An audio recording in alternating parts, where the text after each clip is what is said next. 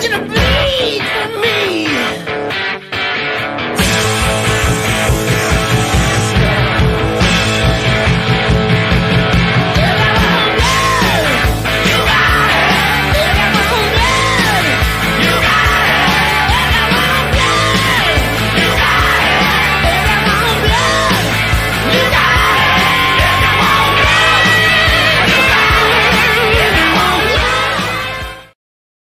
Welcome in, everybody. Episode number 2 of Shoot Another Flyers Show. I'm Christopher Babos. I'm here with my good buddy from Flyers Nation, Eric Reese. We kind of flubbed the intro, but you know what? There's a lot going on right now. There's some Phillies playoff baseball. There's some NHL hockey out in Seattle with the St. Louis Blues. So you know what? We're going to give ourselves a little bit of leeway. How you doing there, buddy? What's going on out there with the Blues game? Do you have that up? I think it was Blues in I don't, Seattle. but I can. I know they had started at 4:30, I believe, and Seattle's up 2-0 right now in the second. All right, Seattle. well, that's hockey talk, ladies and gentlemen. Yeah, Red October. I have it right on my screen right here. Just put it on mute so we can. I can be distracted at some point. So I apologize if you ask a question. I'm like, huh? There might be one. I will try to leave it to a minimum, but yeah, I mean it's Red October, but let's talk about orange and black. Heck yeah, that's what we're talking about. So just to check in right now, 1-0 Mets in the top of the fourth. Just to kind of give you context where we're at. But that's not what we're here for. We're here for the NHL, and the big news coming out this week, Eric, is Jett Luchanko finding his way onto the Flyers opening night roster. We knew Matvei Michkov was going to be there. It's obvious that he has the skill. Now, granted, we got to pump the brakes a little bit on Michkov. Some people want him to win the Calder. I think there's a potential for that, but it really is a matter of how his season really develops. But we can touch on that one in a second. Let's start with Jett Luchanko and the fact that he's still here and not back in the WHL. Yeah, he's still here because he's doing all the right things. He's moving around the ice. He's busy in the offensive zone. He's been fantastic in transition. He's been as advertised. He's just hustling in every direction, defensive zone as well. He's just disruptive. And that's what Tortorella likes. Yeah, he hasn't scored really I don't think a goal yet. But he's been around the zone very often, and he's created a few plays. He has a couple assists, so he wasn't silent during the preseason. He played his way into Tortorella and Briere's little hearts. At the end of the day, that's exactly what happened. They have an 18-year-old that managed to secure himself power play and penalty kill time, even if it's just in practice. That's impressive. Yeah, Tortorella wants to play him in all aspects of the game. And I think it's more so they want to keep the team competitive. They want to keep the team on their toes as well. Because if you bring in a guy like Luchanko and you're saying, hey, we're giving him the early opportunity here, and this could be, life with Luchanko moving forward, then you're putting pressure on Lawton. You're putting pressure on Noah Cates. You're putting pressure on Ryan Poehling. And you're basically making your Delorier your Matt Rempe at the end of the day here. And it's probably a horrible comparison because I think Delorier is actually a more skillful player. But at the end of the day, like essentially he is just the extra forward. And and if there is an opportunity where you want to since Ali Lexell has cleared waivers, if you want to recall him, there's that as well. But you bringing up Luchanko for the 9 games, it says, hey, we're not, shying away from bringing him up. And if he impresses, it could be more than 9 games. Yeah, absolutely. I mean, I could definitely see a world in which they do start his NHL contract. And for those that might not be aware, under the NHL slide rule, a prospect can play 9 NHL games before their entry-level contract does kick in. It would kick in at the 10th NHL game. Teams do it all of the time, where sometimes it'll be at the end of the year, last 3 or 4, quote unquote, meaningless games. But generally speaking, you'll see it at the beginning of the year. A prospect that comes in really impresses, and then earns his way onto the team, like we saw with Jett Luchanko this year. So they definitely could go both ways, honestly. And I think the West Coast trip, Flyers have 4 games out west to start the season, is going to have a big bearing on how all of that situation progresses through the first 10 games of the season. And we'll talk about it a little bit more in depth later, but they're all, relatively competitive opponents. We're seeing one right now up to nothing to Seattle. Luchenko is going to go against just not like, powder puff, quote unquote, like, and it's the NHL. Anybody can win on any night, but there are, I think, how people would tier the league, right? Like, it's not the Blue Jackets, so it's going to be somebody like Vancouver, Calgary, Seattle. You're going to have those tough West teams, and Luchenko is going to be a part of that. I think you're feeding them to the Wolves, but not in a bad way. That sounds like with like a bad connotation, but at the same time, that's they wouldn't do that. They didn't think he can swim, with the fishes out there. Not really And I the think Wolves. There's more fish with the Kraken, I guess. and I think that's kind of the main point to me, is that it's not like John Tortorella is a first-year head coach. He's been around the NHL. He's seen plenty of prospects come in and really put their best forward in camp. So if he's impressing John Tortorella and Danny Briere, and then you know what, I think he has to get that opportunity. And Torts even said it. He deserves to be here and to play, and that is really ultimately why he is not back in juniors. So he's expected to play third line minutes, so to speak. Power play, penalty kill time, from what it looks like in practice anyway. So they should get a really good look at what he brings to the table. Yeah, he's just going to let him play too. There's going to be really, not a long leash on Luchenko, because he's just going to see what he is first. And that's a huge part of what Tortorella was saying just in his press conference yesterday when he was asked about Luchenko. There was a lot of emphasis, called on upon if he, what point production, and then that being a measure. And Briere also said he's evaluating the overall game, but there's going to be a long leash for that evaluation to go on between Tortorella and Briere.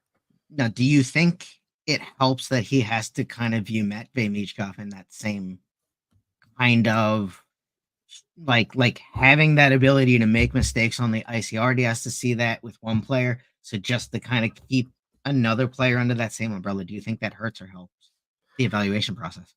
I mean, if it hurts as far as his performance on the ice is concerned, then the evaluation process probably ends in a 9-game trial, and then he goes and dominates probably at, the juniors and comes back up, and it's a likely thing next season, right?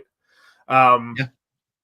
Or if he succeeds, then we're not really talking about, how it could really affect his development. We're talking about like, oh, let's see more of this, and let's also see more with Michkov. Let's see what more, maybe even, flipping Luchenko and Couturier, where Couturier takes a seat in the bottom six there, and then you put Luchenko probably on the second line, or flop the first and second line. Because I think the Flyers top six is pretty interchangeable line wise anyhow. And I think as well, if you're saying that Luchenko is worth more than 9 games, then you're saying I want to see more of him offensively and put Couturier in a position where, like, defensively, you're not getting as many minutes. So maybe, you can play that by game. Tortorella always does and shakes up the lines anyway. But I think with Couturier's game, he's more of a defensive player, and I would expect more offense at this point from Luchenko. Yeah, at this point. What's up, Dan? Barry Sports Highlights, we see you over there. Thank you very much for tuning in. According to Pro Sporting News, Metro predicts the Flyers to finish around 6th in the standings this year. Devils, Rangers, Hurricanes, Islanders, Penguins, Flyers, Capitals, Blue Jackets. What's your take on that? Better than 6th. I know that just definitely better than 6th. I think they are probably going to be a playoff team, actually. So no, I could see them right where they were at last year. If the goaltending is good, to where they're hanging around that wild card, spot. I don't exactly expect them to come out and win the Metro, but no, I definitely agree. that I they think have. there's a lot of uncertainty that goes into that prediction, though, Mhm. placing sixth. Like, how is Matt Vey going to be? What we want him to be in his first season. This Jett Mhm. Luchanko guy, is he legitimate? Is that based on what they think the roster will be without Luchanko? If Luchanko is legitimate, all those aspects that go into it. I do think there's a lot of room to say that they are finishing well ahead of six, or no, at least ahead of six. So I would say that at peak, maybe third, but I mean, that's they depending a lot on goaltending too.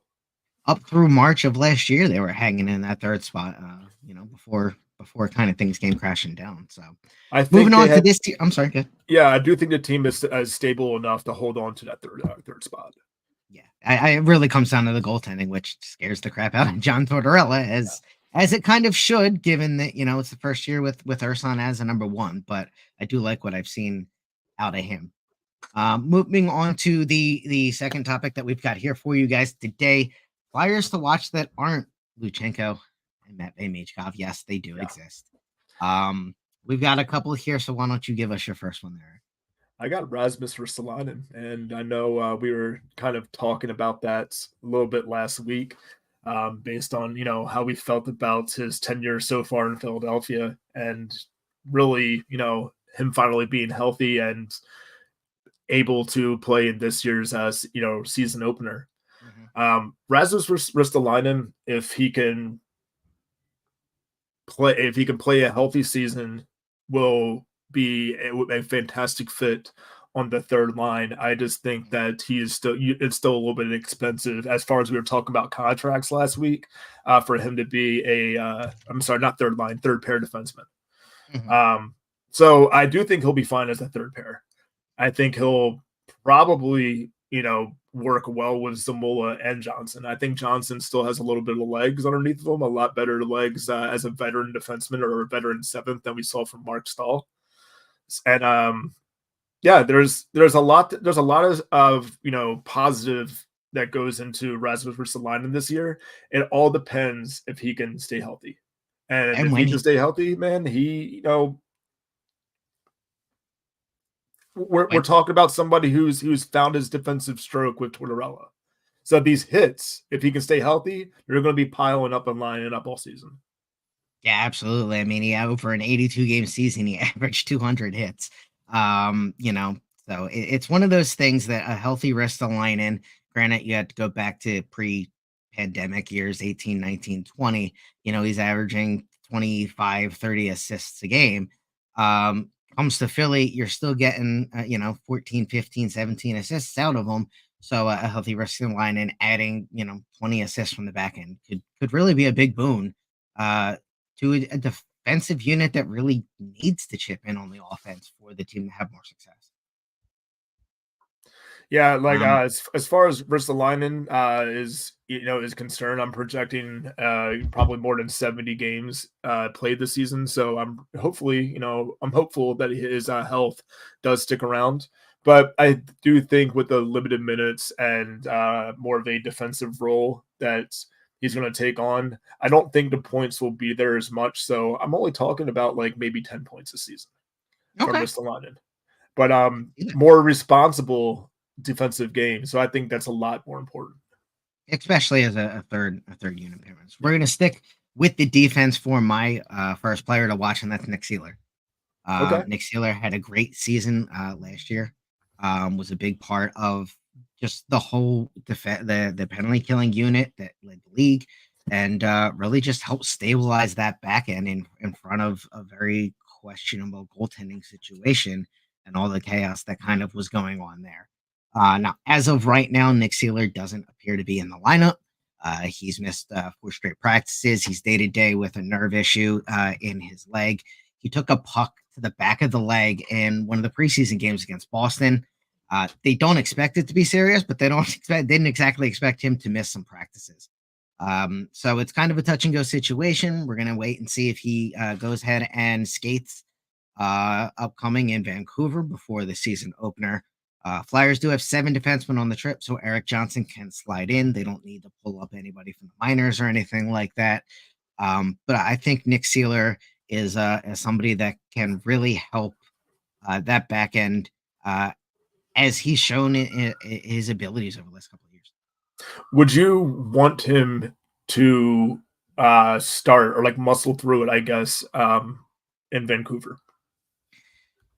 Um, with a nerve issue, I mean, if you can't skate, correctly, and you're in a situation where it's like you might put yourself in further harm's way, and not really. I don't think you need to power through it. I think Eric Johnson Right. is a very, very viable bottom six defenseman, and I actually could see him even being excited to just have that opportunity, and maybe he scores like he did in the preseason. I agree with that. If he's not, ready to go comfortably, then then he misses that game. He's going to travel with the team anyway. So it doesn't mean that he won't be available on the whole trip if he just doesn't play that first game. Yeah, I mean, you've got the first game Friday night, Vancouver. Second game is the direct next night in Calgary.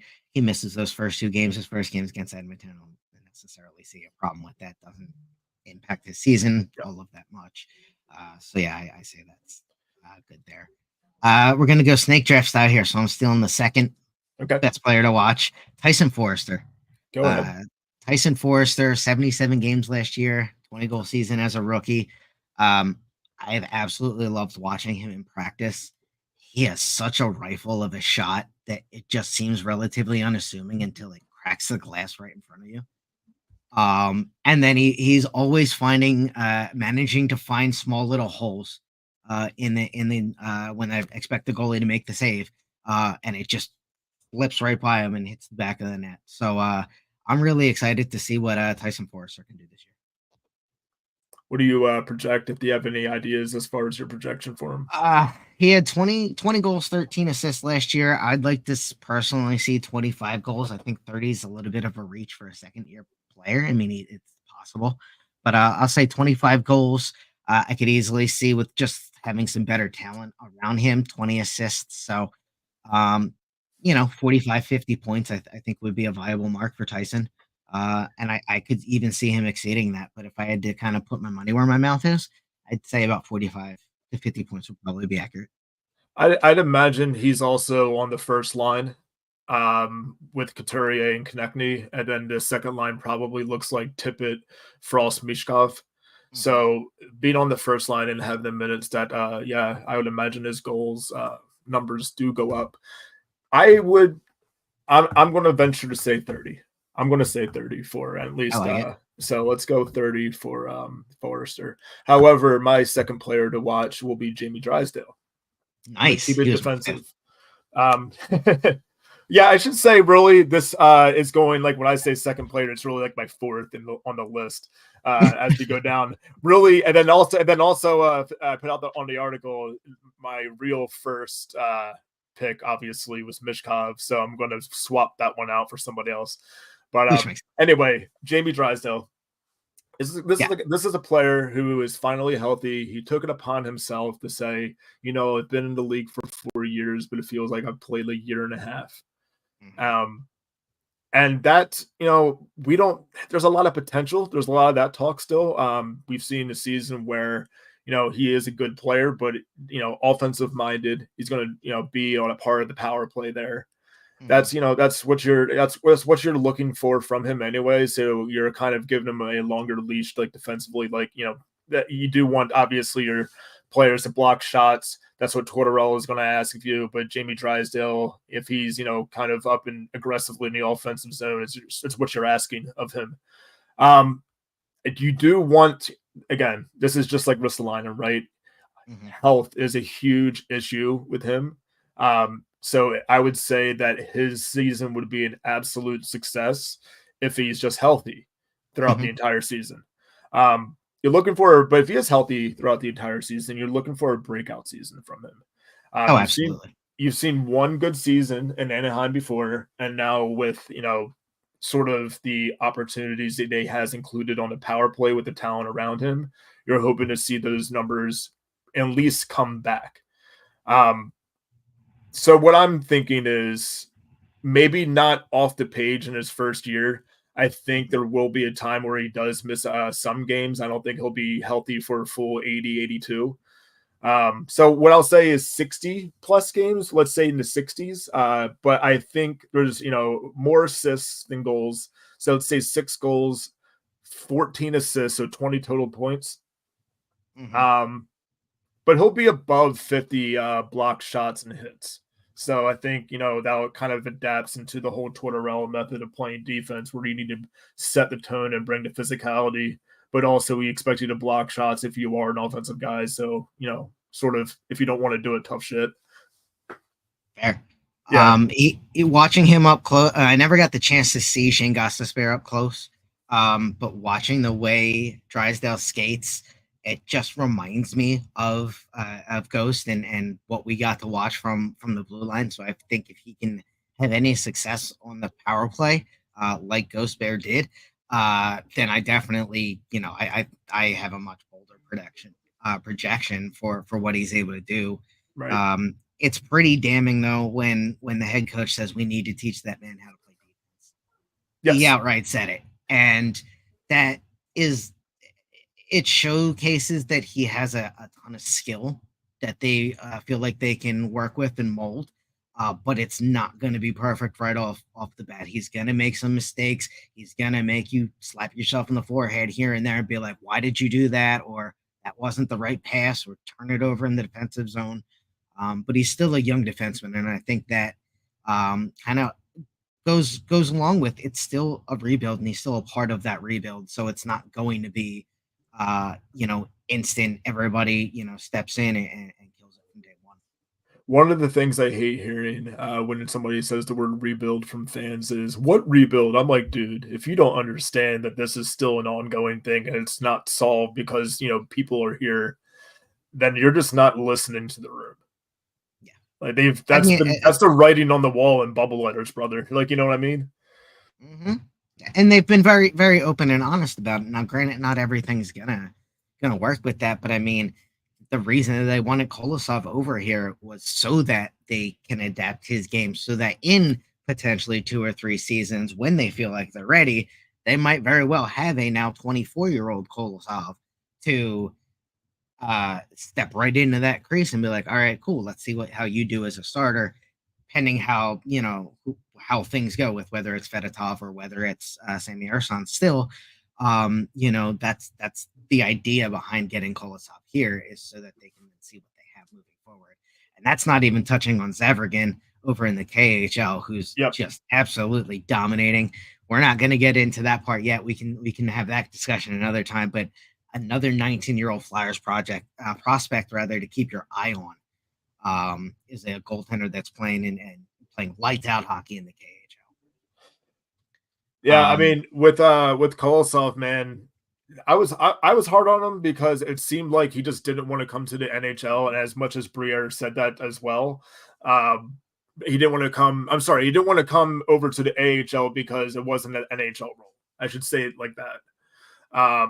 And it just it doesn't sit right where the reports as wrong or right as they've been that the impression is you don't want it kind of looks like the AHL is below you, and you're not really playing ball. That's kind of what it feels like. You're kind of it kind of feels like you're expecting a role, and well, okay, but you came over at the same around the near enough time with Fedotov, Mhm. and you guys have pretty much the same sample size, 1 to 2 games, right? So why do you deserve it over Fedotov? Fedotov was at camp the entire time. Like that's where I'm coming from on the Mhm. entire thing. So I do want to see what he's about, but I also, not before we even talk about Fedotov, as much as I want to see what Makiniemi is about. I'm sorry. Mhm. Well, I gave it away. As much as I wanted to see what Kolosov is about, I want to see what Makiniemi is about, because I think that's the competition right there. I saw Makiniemi come in, a guy that I really didn't know about too much whatsoever, and he looked great in the preseason. So there's that too. Oh, You he have had a more really good camp. competition. Yeah, he had a really, really good camp, and it should be an interesting goaltending situation down there In Lehigh Valley, it does appear that Kolosov will start there alongside Cal Peterson and Maki Niemi, with the starting goaltenders up here being Fedotov and Sam Ersan. Now, right after Drysdale, I put Sean Couturier. Ooh, I had Coot on my list too. Okay. All right. I have Couturier. Now, he's the captain of this team, right? With the captaincy comes, with the captaincy comes big responsibility. Mm-hmm. And where can he turn back and elevate his game, rebound in such a way where he's receiving Selke votes? He doesn't have to win it, but if Sure. he's receiving votes, then obviously he's making an impression on the ice, correct? Absolutely. And he was been in that conversation Yes. for years on end until more recent times. So yeah. And it has a lot to do with unhealthy with him being unhealthy. But now we're under, the complete impression that after the surgeries, it's all fixed and Couturier is ready to go. So with Couturier, I've kind of highlighted just a season of just stability. I'm not asking for him to put up the point production. In fact, what I would really like to see, and I know we touched about it earlier, is Couturier in the bottom six on the third line with the Farabee and Brink. I Mm-hmm. think that would be fantastic, and that would put Luchanko up there with, in my eyes, probably Forrester and Konechny. Do you So think do you think that you could use that third line as a pseudo shutdown first line? Not yes, necessarily the first line minutes, but to go up against your Bergeron, your Pasternak, stuff like that. And that's literally like, hey, Sean, here's what your role is.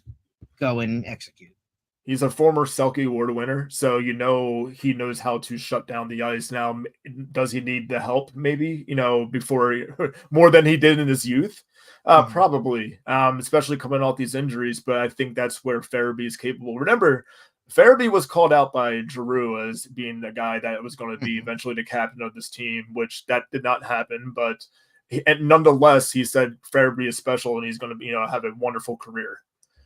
Now, Farabee, that whether that spoke to leadership or just a bond that they had, or something that he saw in the skill of his game, he's going to be able to help and play alongside Couturier, and they've been on this team for quite a while now out of that whole forward group. There's a lot of new people on there, but Farabee, Couturier, and Konechny and Lawton are players that have been on this team pretty much throughout the whole thing. And maybe I'm missing a few, like maybe Frost and Forrester, but they were also prospects during the time. But these people were veterans at the beginning of this rebuild, so there's a lot of cohesion between a Farabee and a Couturier. So him on the third line, I actually really do like that, for him this season. And I know his contract does not really scream third liner, right? But thanks. I No, think but we I mean, can. if you're shutting down the top line, That's what I'm that saying. You there's got to be value. doing your job. If you're doing your job, then I mean, hey, that was the price that we paid at a time.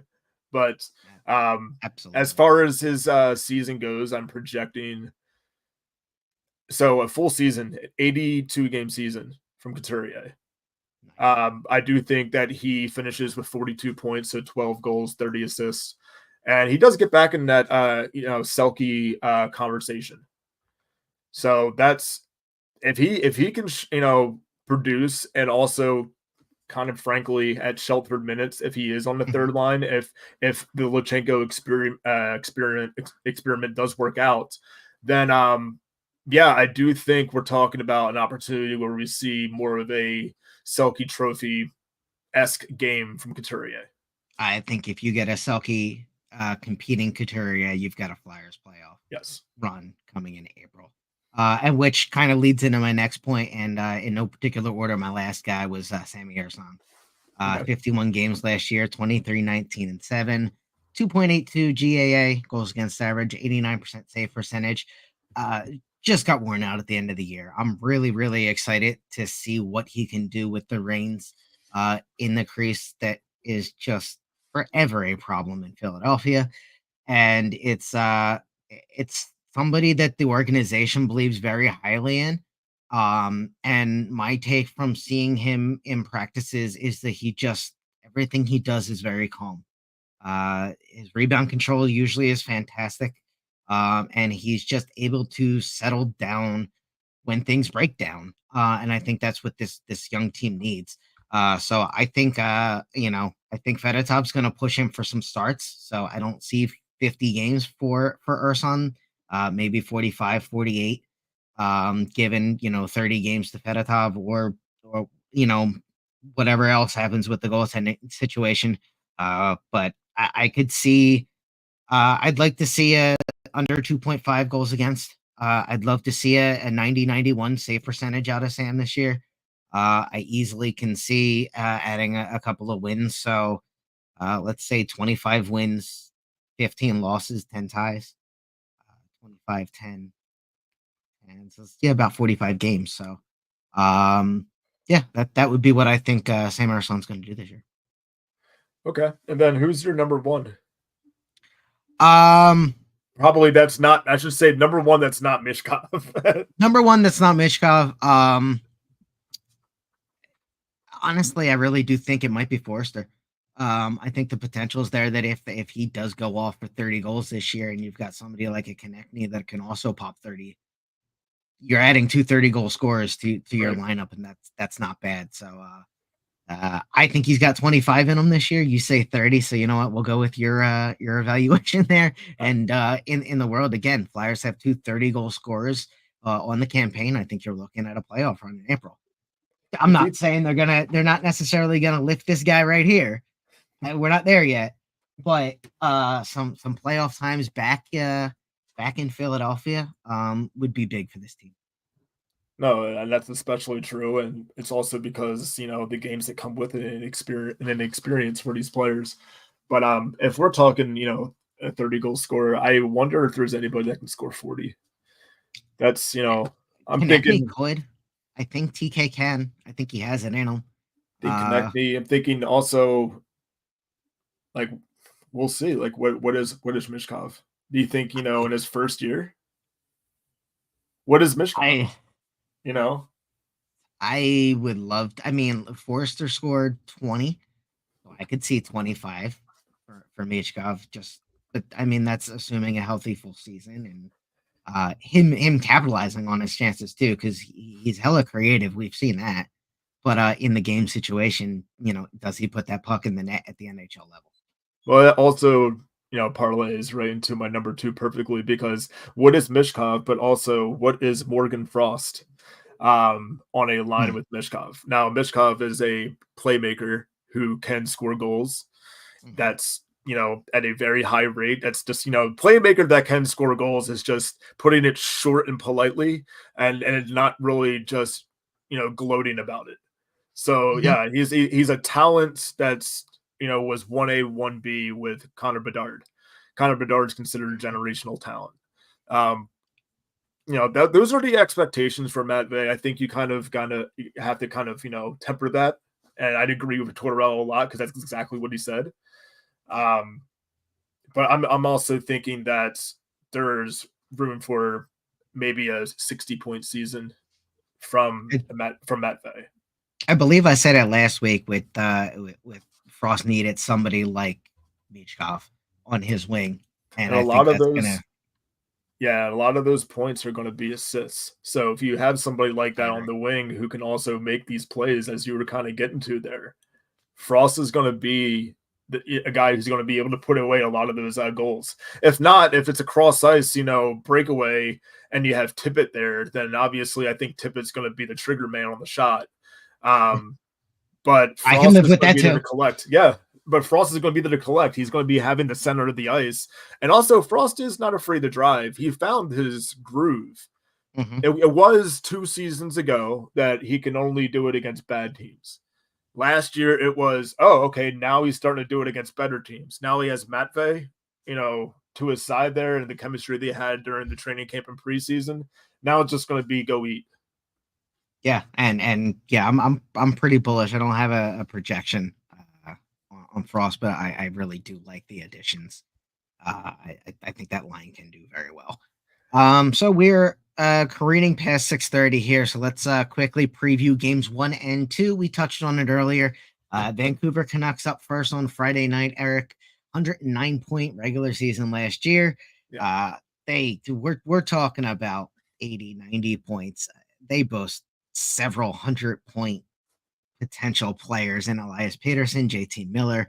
Quinn Hughes had 92 points last year from the back end. Brock Besser has 73 points. So I mean, this is a very talented Vancouver team.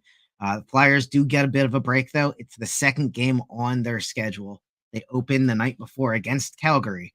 So the second game of a back-to-back for Vancouver is hosting Philadelphia. Yeah, I think Philadelphia actually matches up very well against Vancouver.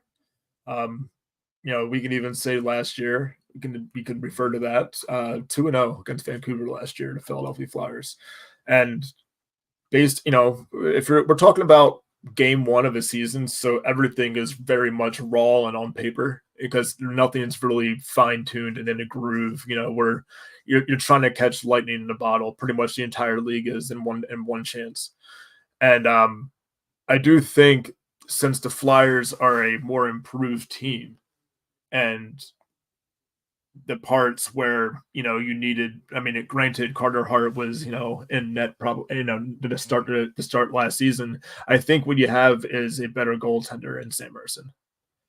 I think yeah, I think we're going to see that very soon.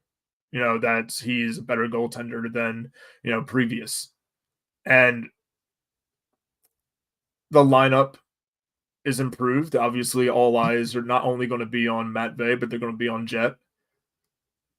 Matchup wise, when you take last year into consideration and what the Flyers' expectations are this year as far as the lineup, I would give I would say the Flyers. I mean, they're probably going to be underdogs, but I'd take that bet.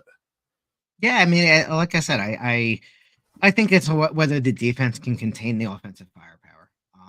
Yeah. We've seen those West Coast road trips where all of a sudden you're down 2-3-0 in the first 15 minutes of the game, and you just never really have a shot because that Canadian crowd during opening week is just so hot.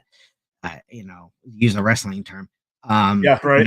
They're just they're on fire. They're ready for hockey to begin. A lot of us are, and and they usually show out.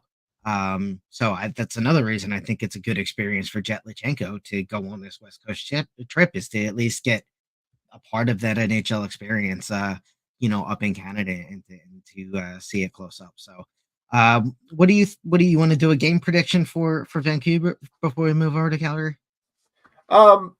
Let's not do a game. Well, I guess we can do a game prediction since technically we'll be rolling into it. I think it's a close one. I'm going to give the Flyers the opening night victory. They've scored points in their last 9 straight, I believe it was. Yeah, I'm trying to think of a So I'm going to score. go 3-2 with an overtime win. And you know what? Let's be bold. Matvey Michkov gets the overtime winner in game.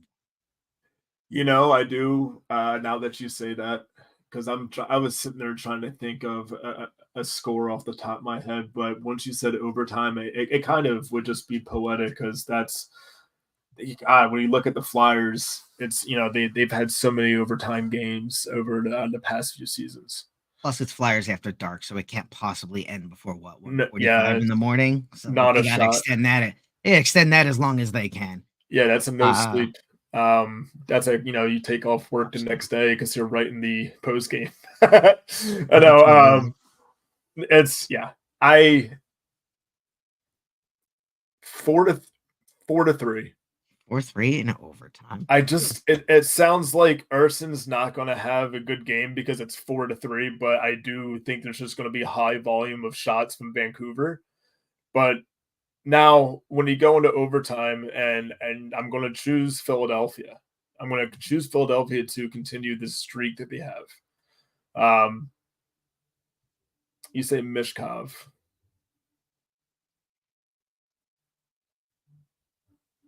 I'm going to say, let's say Frost. I do think Frost. Yeah, let's say Frost. Bill Meltzer would be proud. So I'm going to say Frost. Shout out Bill Meltzer. Yes. One of the best in the game for sure. Game 2 will be the next night in Calgary. Not exactly a world beater entering the season. They're probably in a similar situation with the Flyers, trying to look at a rebuilding squad. Leading scorer last year was Nazem Kadri with 75 points. Former Devils, Yuri Sharangovich with 59. Blake Coleman with 54. They again, I like the matchup like I do against Vancouver for the Flyers against Calgary. I do really like Dustin Wolf, though. I don't know if he's going to get a chance to start against Philadelphia, but I know he had a strong camp out in Calgary. It's always a prospect that as soon as they draft him, it's like, oh, he's going to be a good NHL goaltender. So I kind of hope I get to see him. But the Flames are predicted to finish 7th ahead of the San Jose Sharks out in a weak Pacific Division. What do you make of that matchup? I think it's going to be another close one. I think, but last season, if I recall, the Flyers split the season, and on the road, I believe it was closer towards like the New Year. They lost on the road. Okay. Very close game. I remember that game. I was just watching intently, and it was a very intense game. It just kind of showed like very hard checking between two teams. One that is a solid team, the Flames, and the other ones that were the underdogs that no one expected, the Flyers. So now I think that they're expecting it. It's going to be a close game. It's going to be another hard checking game. It gets the physicality going too, which is brilliant for guys like Ristolainen. It introduces Luchanko and Michkov to the league. It's great for that stuff. I wouldn't be surprised, by the way, if Lawton became the 7th defenseman, or I'm sorry, 7th defenseman. I'm sorry, 13 forward. Jesus Christ. There you go. Yeah. You're like, yeah, I wouldn't be surprised either. Like, yeah, tell me more. No, Jesus, Come on. wow. I wouldn't be surprised if he became the 13 forward. Either him or maybe Palin, since Lawton could maybe move to 4th line center if he wanted, if that was a better matchup. But to match the physicality, probably against Calgary, I'm calling my shot and saying Delorier is probably in that game. And he'll protect Michkov, because it's going to be one of those games where they're going to be trying to get underneath the rookies, Michkov and Luchanko. So it's always wild out there in Scotiabank. Yeah, it's just one of those matchups where it's never, it's going to be late, but you're going to be wired watching that game. I'll tell you that. 3-2 regulation, but I'm going to give that to the Calgary Flames. 3-2 Flames. Well, that would match what it was last season. It was 4-3 in Calgary, but it was New Year's Eve. I see. It was around New Year's. Yeah, it was New Year's Eve. And then Flyers came back on January the 6th and scored a 3-2 win at home. So so that would match. Honestly, I think the Flyers are going to shock. They're going to be tired second night of a back-to-back. I think they pull it out 2-1. And I'm going to say Forrester has a goal in that one as part of another Flyers win. They start 2-0, and we're all happy going into the weekend. I do think Luchanko scores in their first 2 games. Ooh, so right. If Frost is getting the game winner, who does he score on goaltender wise? And I do think probably Luchanko scores early. Zamula and Luchanko and Frost, right? What did I say the score was going to be? 4-3. 4-3. Oh man, okay. He's giving all. We're gonna have to check that next week and see how wrong we are. Let's just say I don't know in what order, but I'll give you 3 of the 4. Okay. There you go. I gave you Frost as the game winner, so 4, right? Or whatever the game winner is, but game winner, I'm saying 4-3. So in order to score, you have to shoot, and that's the most important thing. They have to shoot to score. Frost, Zamula, Luchanko. Frost, Zamula, Zamula power play. Zamula power play goal. And Zamula power play goal. Yes. He just keeps tacking on. I had Michkov winning it in overtime of game 1. So we'll see how all that goes. Thank you guys all so much for joining us. And skipping out on the Philadelphia Phillies game, which is right now 2-0 in the bottom of the 6th up in New York. Has my attention. And the Flyers are getting ready to start the season. We'll be here to take you through it all season long. I'm Chris Babos, Eric Rees from Flyers Nation. Like, subscribe, click the bell, do all that great stuff. And we'll see you here next Tuesday for Shoot Another Flyer Show. Have a great night, guys. Flyers. Let's go Flyers.